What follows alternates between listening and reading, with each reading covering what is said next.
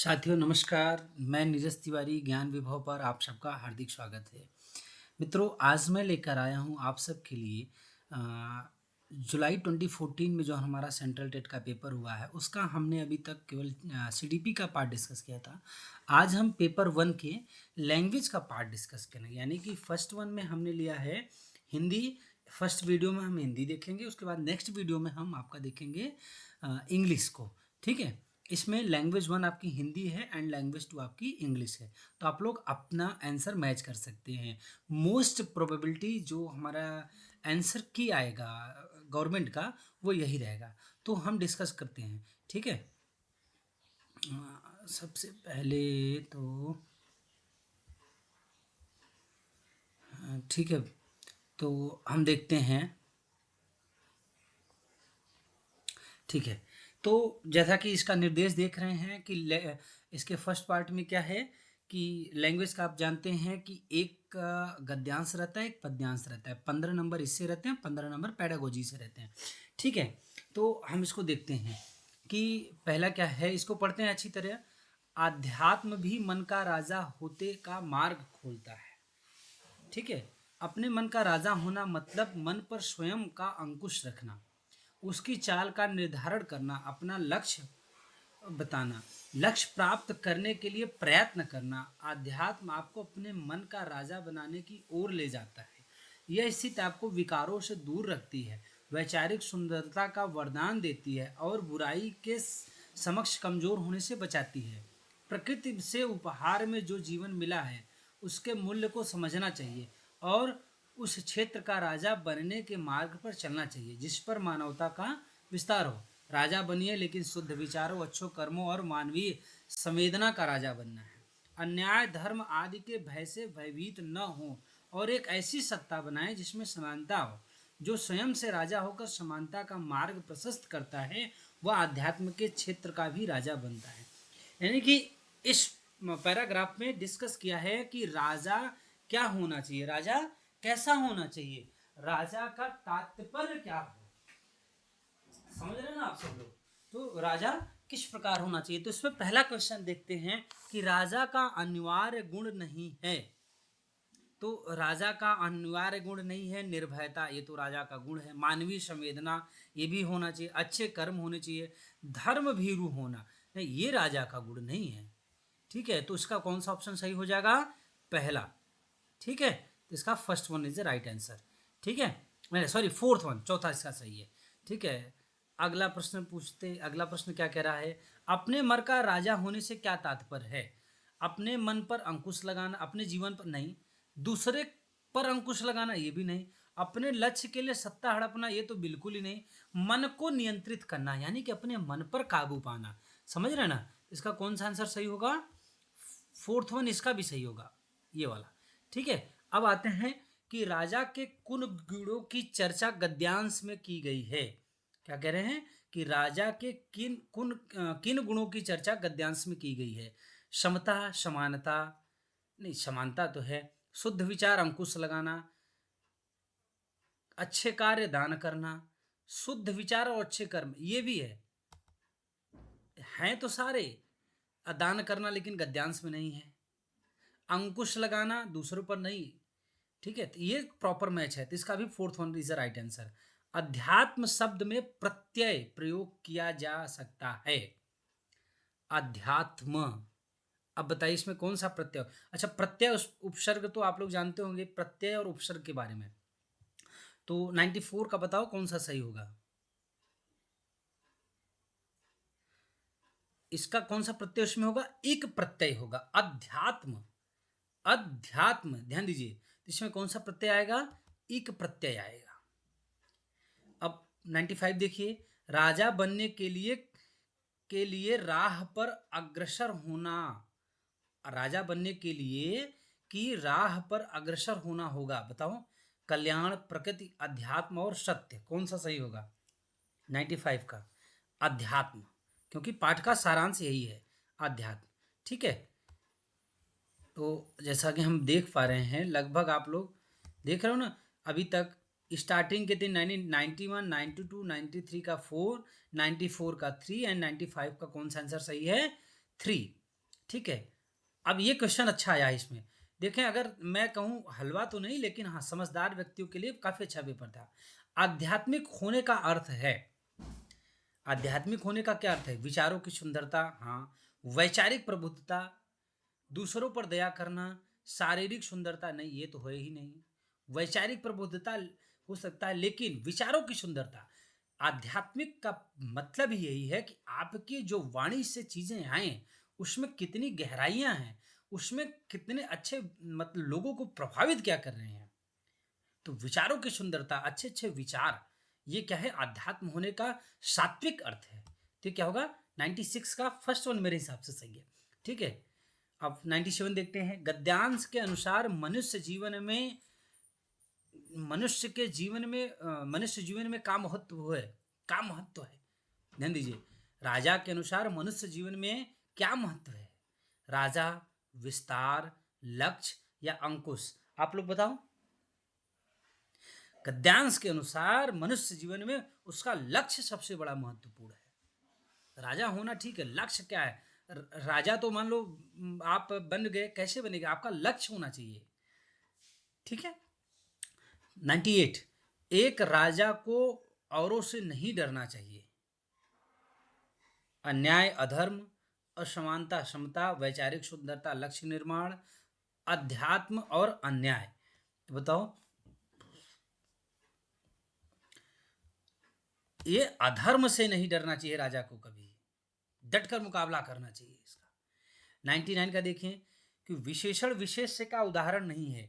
ये काफ़ी मतलब लोग इसमें कंफ्यूज में हैं। कुछ लोग कह रहे हैं मानवीय संवेदना, ठीक है। कुछ लोग भाई इसमें कंफ्यूज हैं। कई लोग इसका आंसर ही नहीं दिए हैं। लेकिन मैं जो समझता हूँ, आप ध्यान दीजिए। वैचारिक सुंदरता, वैचारिक क्या है? विशेषण है। वैचारिक क्या है? विशेषण है। और सुंदरता इसका विशेष है। आप अच्छे हो सकते हैं, ये विशेषण है, लेकिन आपके अच्छे कर्म हैं, ये क्या है? यानी कि कर्म विशेष है। मानवीय क्या है? मानवीय विशेषण है कि बहुत अच्छा मानव है। और संवेदना इसका क्या है? विशेष है। ठीक है। तो लक्ष्य निर्माण, ये क्या है? एक संज्ञा को प्रदर्शित करता है। तो मुझे लगता है इसका 99 का first one is right answer. ठीक है। अब हम आते हैं जो हमारा कविता है। कविता पर देखते हैं। गांधी, तिलक, सुभाष, जवाहर का प्यारा यह देश है, जियो और जीने दो, सबको देता संदेश है। प्रहरी बनकर खड़ा हिमालय, जिसके उत्तर द्वार पर हिंद महासागर, दक्षिण में इसके लिए विशेष है। लगी गूंजने दसों दिशाएं, वीरों के यशगान से हमें मिली आजादी, वीर शहीदों के बलिदान से।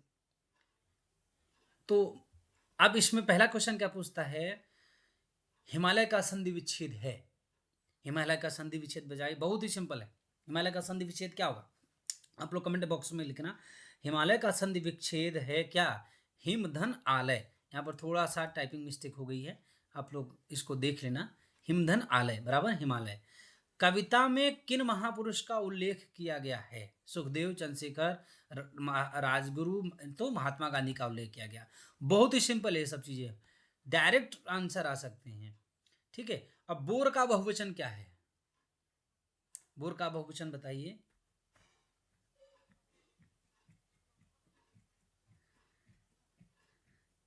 इसका जो होगा 102 का, आप लोग ध्यान दीजिए। इसका क्या होगा? 102 का मुझे लगता है वीरों, यहाँ वीर होगा। ये टाइपिंग मिस्टेक है मेरी, वीर है, वीर होगा। ठीक है ना। अब भारत देश की क्या विशेषता है बताइए? इसका कौन सा आंसर सही है? उत्तर में प्रहरी खड़े हैं नहीं, हिमालय है। उत्तर में, दक्षिण में नहीं, दक्षिण में हिंद महासागर है। फोर्थ वन राइट आंसर है। कविता में किन वीरों के यशगान की बात की गई है? जिन्होंने दसों दिशाओं का भ्रमण किया, जिन्होंने शांति यात्रा का शुभारंभ किया, जिन्होंने स्वतंत्रता के लिए जीवन दिया। तो 104 का कौन सा आंसर सही होगा? Third one is a right answer. अब पांचवा 105 देखो। कविता में किस संदेश की बात की गई है? जियो और जीने दो। तो पहला ही आंसर इसका क्या है? सही है। तो यहाँ से आपका मैं एक कंटेंट वाला पार्ट यहाँ से कंप्लीट हुआ। अब यहाँ से कौन सा पार्ट आएगा आपका, पेडागोजी का पार्ट आएगा। अगर जो कंटेंट में अगर 10 से 12 भी लाते हैं तो पेडागोजी आपको आराम से 10 नंबर दे देगी और आपका पेपर अच्छे से, हिंदी का बिना कहे 20 से 25 नंबर आप ला सकते हैं। अब हम देखते हैं कि 106 आपको क्या कहता है।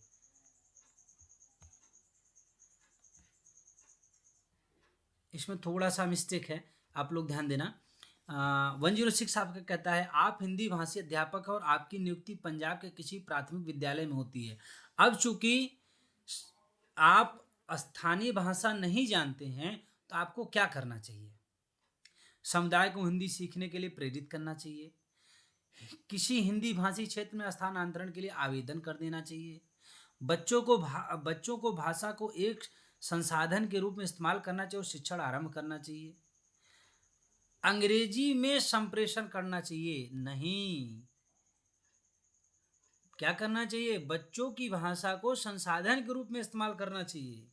106 का बताओ आप लोग कौन सा सही होगा, 3 सही होगा, क्योंकि बच्चा क्या होता है, क्योंकि चाइल्ड सेंटर्ड एजुकेशन है, बच्चा ही सब कुछ है, तो तीसरा इज अ राइट आंसर, तीसरा सही होगा। 107 देखो, किसी टॉपिक पर मानस मंथन करने के बाद भी एक बालिका अपने आप से अनुच्छेद नहीं लिख पा रही है, हालांकि वह यह वयस्क या सहपाठी के मार्गदर्शन में लिख लेती है, इस प्रकार के मार्गदर्शन को क्या करेंगे, यानी कि मैं कहूँ कि एक सहायक अधिगम चल रहा है तो इसको क्या कहेंगे आप लोग। 107 का कौन सा होगा, मदद, यानी कि इसका फोल्डिंग, ठीक है। 108 देखो, आप लोग ध्यान देना, मैं रफ कर दे रहा हूँ इसको, और नीचे हालांकि इसका आंसर मैंने दिया है, पहले इसको देख लेते हैं, अच्छे से डिस्कस करते हैं उसके बाद, ठीक है। तो अब देखते हैं कि 108 क्या कहता है, भाषा अर्जन केवल तभी घटित होता है जब बच्चों को भाषा का परिवेश दिया जाए, बच्चों को व्याकरण के नियम सिखाए जाएं, बच्चों को अनुवाद करने का अभ्यास करवाया जाए, बच्चों को पठन का अवसर दिया जाए, ठीक है। बताओ कौन सा होगा, बच्चों को भाषा का परिवेश एक्सपोज दिया जाए, बताइए 108 का कौन सा सही होगा। तो पहला ही है, व्याकरण के नियम सिखा जाए, गलत है, अनुवाद या अभ्यास ये सब गलत है, और पठन बच्चों को नहीं, परिवेश देना है, क्योंकि क्या है, अब तो कौन सा आंसर सही होगा, first one is right answer, ठीक है, इसका पहला सही है, ठीक है। अब देखते हैं 108, निम्नलिखित में कौन सा कथन पाठ्य पुस्तक के बारे में सही है। पहला, पाठ्य पुस्तक का स्थान कोई दूसरा नहीं ले सकता, चलो देखते हैं। पाठ्य पुस्तक अध्यापक और विद्यार्थी के लिए एकमात्र महत्वपूर्ण सामग्री है, नहीं। और उसके बाद आगे देखते हैं 109 का, आप लोग बताना, यह पाठ्यचर्या में उल्लेखित उद्देश्यों को प्राप्त करने में मदद करती है, तो मुझे लगता है कि ये वाला आंसर सबसे सही होगा, बेस्ट सुटेबल आंसर है 109 का, ठीक है। आगे देखते हैं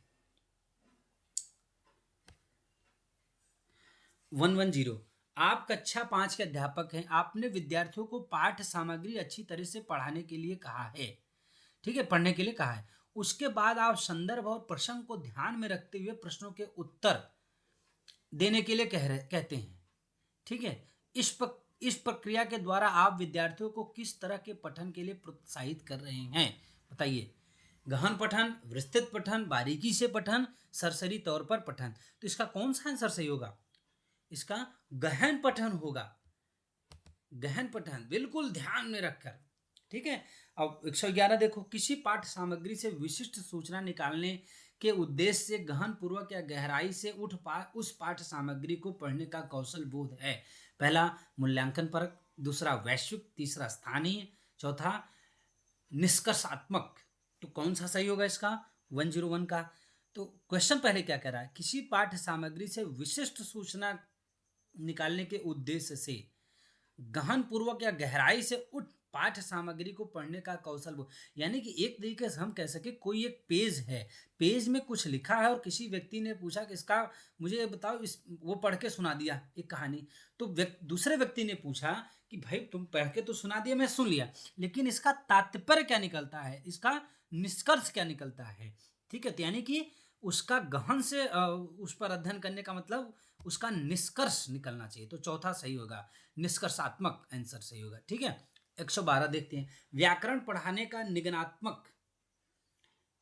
निगमनात्मक, ठीक है, उपागम अनुशंसा करता है कि हमें सबसे पहले ड्रिल के माध्यम से अभ्यास करवाना चाहिए, उदाहरण प्रस्तुत करने चाहिए, नियम प्रस्तुत करने चाहिए, वास्तविक संप्रेषण प्रस्तुत करने चाहिए। तो क्या करना चाहिए?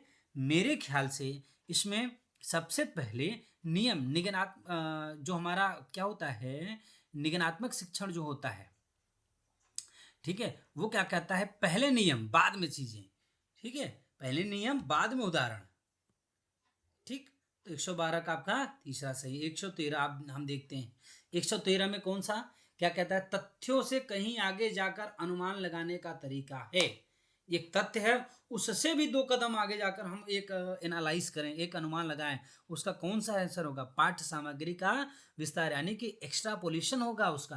तो first one is a right. विश्लेषण तो हम किसी चीज का करते हैं, कोई एक पेज है, जैसे ये हम एक क्या कहना है कि एक क्वेश्चन है, क्वेश्चन को जो नहीं समझ में आ रहा उसका हम विश्लेषण करते हैं। अब क्या तथ्यों से कहीं आगे जाकर उसका अनुमान लगाते हैं कि इसका आंसर इस प्रकार से नहीं इस प्रकार से हो, ठीक है। तो एक तथ्य है, एक हम कह सकते हैं एक पाइपलाइन है, पाइपलाइन से भी आगे जाकर चीजें करना, वो क्या कहलाता है, एक्स्ट्रापोलेशन कहलाता है। अब 10114 देखते हैं। कक्षा में मातृभाषा को स्थान न देना किस विधि की विशेषता है, बताइए। प्रत्यक्ष, प्राकृतिक, द्विभाषिक, श्रव्य भाषिक। तो कौन सा होगा, मेरे ख्याल से इसका प्रत्यक्ष इज द राइट आंसर, ठीक है, मातृभाषा को स्थान नहीं देगा ये। 115 देखते, एक अध्यापक होने के नाते आप एक बच्चे की उसके कुल भाषा प्रयोग के लिए प्रशंसा करते हैं, यद्यपि उसने कुछ शब्दों को वर्तनी गलत लिखी है, कुछ शब्दों की वर्तनी क्या लिखी है, गलत लिखी है। आप कक्षा में किस उपागम का प्रयोग कर रहे हैं, संरचनात्मक, समग्र भाषा, संप्रेषणात्मक, रचनावादी। तो कौन सा लिखेंगे, समग्र भाषा होगी इसकी, ठीक है।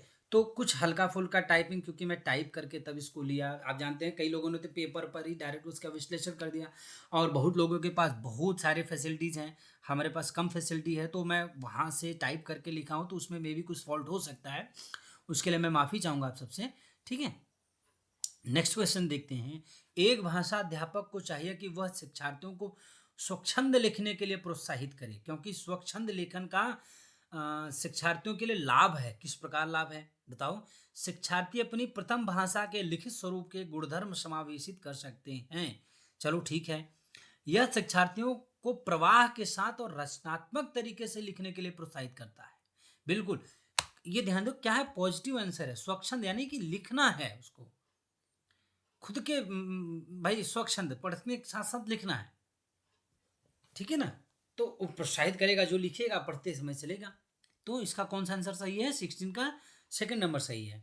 अब 117 का देखते हैं। यह अधिगम का एक प्रकार है जिसमें बच्चों को उच्च स्तरीय मानसिक प्रक्रियाओं जैसे बुद्धि या तर्क करना आदि का प्रयोग करना होता है। कौन सा, संरचना अधिगम, मौखिक अधिगम, अवधारणा अधिगम और गत्यात्मक कौशल अधिगम। तो कौन सा सही होगा इसका, 117 का, आप लोग बताइए। यह अधिगम का एक प्रकार है जिसमें बच्चों को उच्च स्तरीय मानसिक प्रक्रिया जैसे बुद्धि या तर्क करना आदि का प्रयोग होता है। संरचना कंस्ट्रक्टिव है नहीं। मौखिक अधिगम एक कोई बोल रहा है हम सुन रहे। अवधारणा यानी कि कॉन्सेप्चुअल चीजें चलनी है, तो उसका क्या होगा, उच्च स्तरीय मानसिक विकास होगा, तर्क करेगा। तो कौन सा सही होगा, third one is the right answer. अब हम देखते हैं 118। निम्नलिखित में से कौन सा कक्षाई अभ्यास विद्यार्थियों में मौखिक भाषा के विकास में मदद करेगा। पहला, नए या अपरिचित शब्दों के सही उच्चारण का अभ्यास करना। चलो ठीक है। कंठस्थ दे दो, कंठस्थ करना गलत हो गया। रोल प्ले में भाग लेना नहीं। अब सेकंड वन देखते हैं, ये तो ठीक है, लेकिन अगला देखते हैं। अध्यापक के साथ पाठ्य सामग्री का समावेत पठन। समझ रहे हैं ना, क्या कह रहे हैं कि विद्यार्थियों में मौखिक भाषा के विकास में मदद करेगा, यानी कि अध्यापक के साथ साथ चलना, पाठ्य सामग्री के साथ अध्यापक के साथ पढ़ना, ये क्या करेगा, आपके मौखिक विकास में सहायक होगा। ठीक है। अब 119 देखो आप लोग। हम जब यह कहते हैं कि भाषा यादृच्छिक है, तो इसका तात्पर्य क्या है? हम जब कहते हैं कि भाषा यादृच्छिक है तो इसका क्या तात्पर्य है? यादृच्छिक का मतलब क्या है? According to Wikipedia, अब हम देखते हैं यादृच्छिक का मतलब क्या है। यानी कि मैं कह सकता हूं कि किसी घटना के होने अथवा ना होने पर, बात समझो, कोई दिशा निर्धारित नहीं होती। ये तो चलो और तथ्य हो जाएगा। मैं आप लोगों को बताऊं कि सबसे पहले ये समझो कि भाषा यादृच्छिक क्या है। यानी कि ये है कि किसी विशेष ध्वनि अर्थ से मौलिक अथवा दार्शनिक संबंध नहीं होता। प्रत्येक भाषा में किसी विशेष ध्वनि को किसी विशेष अर्थ का वाचन मान लिया जाता है और फिर वह उसी अर्थ के लिए रूढ़ हो जाता है। समझ रहे ना? मेरे कहने का मोटिव ये है कि वह परंपरा अनुसार उसी अर्थ का वाचक हो जाता है। वही क्या कहलाता है? यादृच्छिक। यानी कि भाषा यादृच्छिक हो जाता है, यानी कि ऐच्छिक। समझो ना? इसमें देखो कि भाषा पहले से निर्धारित सिद्धांतों का पालन करती है। चलो ठीक है। भाषा के शब्दों और उनके अर्थों के बीच अंतर्निहित संबंध होता है। बिल्कुल यही सही है। क्या है कि एक संबंध होता है उनके अर्थों, शब्दों और अर्थों के बीच। यादृच्छिक मतलब ऐच्छिक। ये क्या है? अंतर्निहित संबंध है। ठीक है। तो 119 ये हो गया, 18 हो गया, 19 हो गया। अब हम देखते हैं आपका लास्ट क्वेश्चन। आई होप आप लोग अच्छे से समझे होंगे। अब देखते हैं कि भाषा अधिगम में निदानात्मक परीक्षण का उद्देश्य क्या है। देखो, निदानात्मक और उपचारात्मक दो प्रकार के शिक्षण होते हैं। तो निदानात्मक शिक्षण वो होता है प्रॉब्लम का पता लगाना। ये क्या है? निदानात्मक परीक्षण है। उसके बाद उपचारात्मक होता है कि सपोज करो हमें लिखने में समस्या है और हमारे टीचर जान गए कि हम लिख नहीं पा रहे हैं, तभी तो उपचार करेंगे। तो निदानात्मक क्या है? विद्यार्थियों के प्रगति रिपोर्ट कार्ड में प्राप्त फल लिखना। अगला देखते हैं, युगात्मक आकलन के लिए योजना एवं प्रबंध बनाना। अभिभावक शिक्षक बैठक में अभिभावकों को सूचित करना और ध्यान देने के लिए कहना। और लास्ट देखते हैं कि बच्चों की समझ में रह गए अंतरों को जानना और उपचारात्मक कदम उठाना। तो मेरे ख्याल से फोर्थ, थर्ड ठीक है, लेकिन फोर्थ एकदम बिल्कुल करेक्ट आंसर, एग्जैक्ट आंसर है। क्यों? क्योंकि ये क्या कह रहा है कि अंतरों को जानना, उनको क्या ऐसी प्रॉब्लम है जो समझ नहीं पाए पूरी तरह से, और फिर उसकी रेमेडी यानी कि उपचार करना। ठीक है। तो मेरे ख्याल से fourth one is the right answer. ठीक है ना? Fourth one is a right answer. तो 99 का काफ़ी कन्फ्यूजन था तो मैंने लिखा नहीं है, लेकिन 99 का जो मैं कह रहा था, आप लोग मान के चलिएगा कि 99 का जो आपका है वो फर्स्ट वन ही सही है। ठीक है। 99 का कौन सा सही है बच्चों? फर्स्ट वन ही सही है। इस पर हम ब्लैक का ही मार्क कर देते हैं। ठीक है ना? तो आप समझो,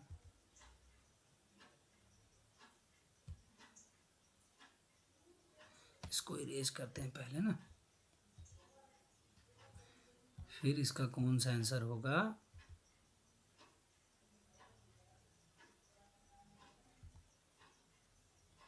ठीक। तो first one is a right answer. आप लोग यहाँ से देख भी सकते हो। ठीक है। तो आप सब लोग इस वीडियो को अच्छे से देखें, अधिक से अधिक लाइक करें और हमारे चैनल ज्ञान विभव को आगे ले जाएं। हम आपको लिए नेक्स्ट पार्ट में, नेक्स्ट वीडियो में जल्दी लेकर आएंगे इंग्लिश का पार्ट। फिर आपको कल मैथ और ईवीएस डिस्कस करेंगे। तो बहुत बहुत धन्यवाद, आप सबका बहुत बहुत आभार।